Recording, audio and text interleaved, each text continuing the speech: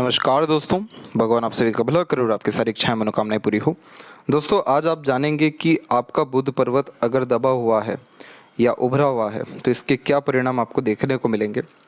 बुध का क्षेत्र आपके जीवन में किस तरीके से आप लोगों से बात करते हैं, किस तरीके के व्यापारिक गुण आपके हाथ में है, किस तरीके से आप धन कमा सकेंगे, कितना धन कमा सकेंगे, उस धन का सदुपयोग कर पाएंगे या दुरुपयोग करेंगे, पैसा रुकेगा या नहीं।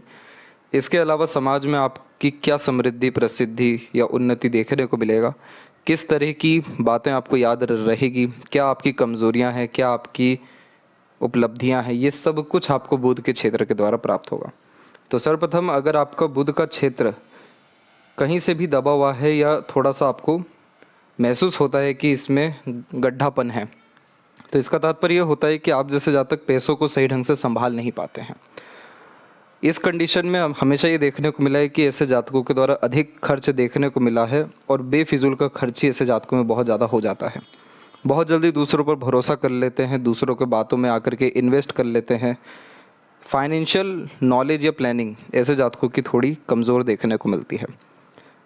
इसी के साथ में किसी भी चीज़ को सीखने या समझने में थोड़ा समय ज़्यादा लगता है। आप जैसे जातकों को कोई भी काम जल्दबाजी हड़बड़ी में नहीं करना चाहिए, अन्यथा निर्णय जो भी आप लेंगे उससे आपको नुकसान देखने को मिलेगा।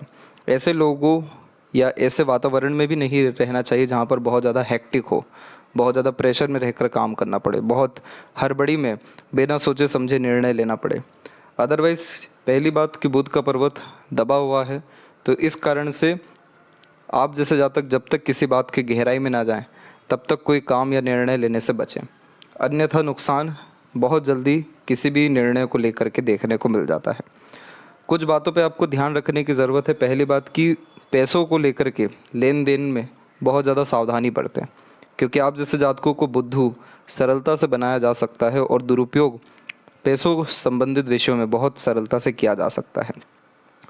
कोई भी इन्वेस्ट कर रहे हैं, बिज़नेस करने जा रहे हैं, कोई नया काम शुरू कर रहे हैं, तो बहुत इत्मीनान से सोच विचार लेना चाहिए और दूरदर्शिता रख करके निर्णय लेना चाहिए, ताकि किसी भी तरह से आपको कोई भी हानि देखने को ना मिले।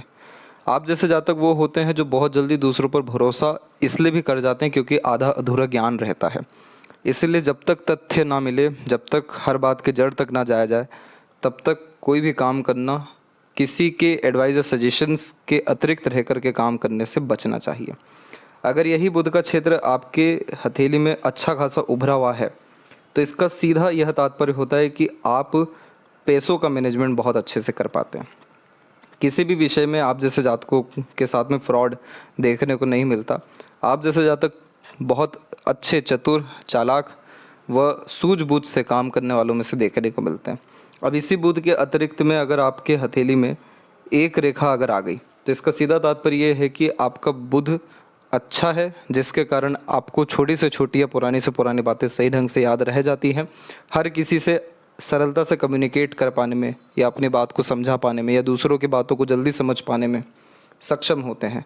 अगर इसी जगह एक से अधिक रेखा हो, तो इसका तात्पर्य होता है कि ऐसे जातक इशारों में भी बात करते हुए पाए जाते हैं, इशारे समझ जाते हैं, इंट्यूशन से ऐसे लोगों को आने लगता है और व्यापारिक गुण बहुत अधिक हो जाता है।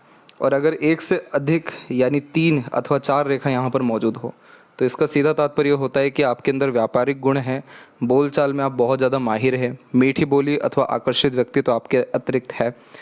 और व्यापारिक गुण होने का तात्पर्य कि आपको मार्केट का नॉलेज, मार्केट सेंस, ये सब कुछ बहुत अच्छा है। तो आप जैसे जातक योजना अच्छी बना पाते हैं, दूसरों के लिए बहुत फ़ायदेमंद होते हैं, अपनी सीख के द्वारा दूसरों को सही एडवाइस या गाइडेंस देते हुए पाए जाते हैं।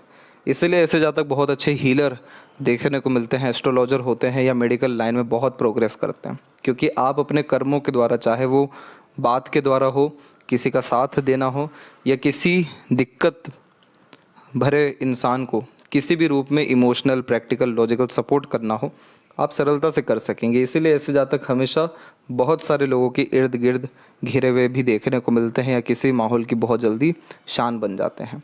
इसी बुध के क्षेत्र पर अगर आपके हथेली में कहीं से भी रेखा निकल के जा रही है, तो इसे बुध की रेखा कहा जाता है और इससे जातक अपने जीवन में निश्चित बहुत ज़्यादा पैसा कमाते हैं व्यापार के द्वारा।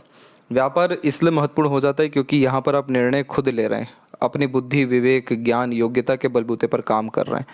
तो अगर आपके अंदर कोई भी टैलेंट है, कोई भी आप चाह रहे हैं इंडिपेंडेंट वर्क करना, अपने पैशन हॉबी को फॉलो करना, आंख बंद करके करिए, क्योंकि यह रेखा आपको बहुत ज़्यादा पैसा भी देगी, समृद्धि व प्रसिद्धि भी देगी, और आपका निर्णय आपके लिए निश्चित रूप से शुभ फलदायक रहेगा।